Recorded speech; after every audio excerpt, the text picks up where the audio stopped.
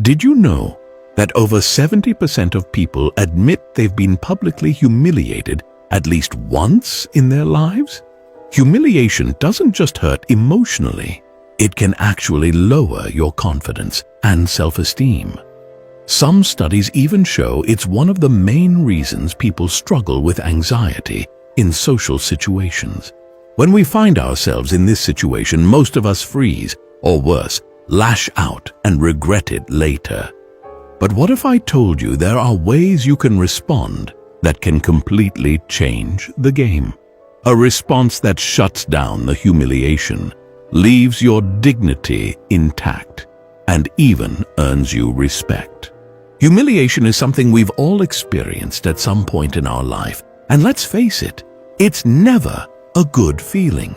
Whether it's someone making a sarcastic remark about your work, a so-called friend sharing a private joke at your expense, or even strangers trolling you online, these moments can shake us to the core.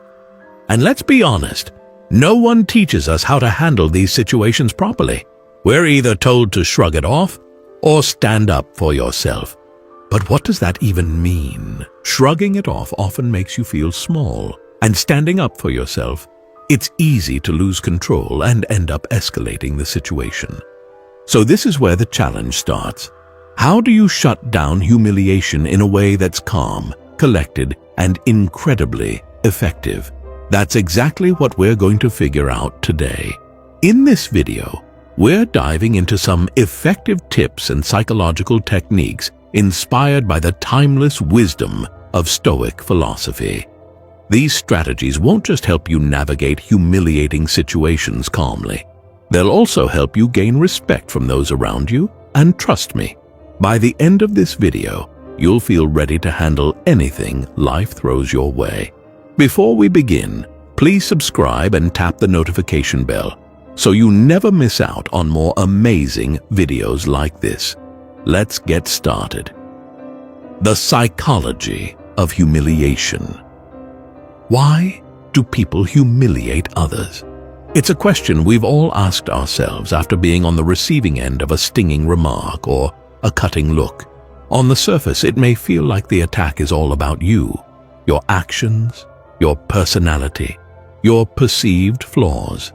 But the truth is that humiliation, more often than not, is less about you and more about the person inflicting it. At its core, humiliation is a power play. It's a tactic some use to assert dominance in social settings or to feel superior in the moment. Think about it. The grumpy coworker who calls you out in a meeting, the family member who cracks a joke at your expense, the stranger online who lobs an unprovoked insult your way. Their actions often stem from a desire to position themselves as more competent, clever, or worthy in the eyes of others. You'll find that this behavior rarely comes from a place of genuine strength.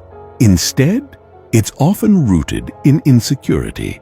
People who humiliate others are frequently grappling with their own fears, doubts, and inadequacies. Their insults serve as a mask, a way to divert attention from their vulnerabilities by shining an uncomfortable spotlight on someone else. When they make you feel small, they momentarily convince themselves they are bigger. Think about this.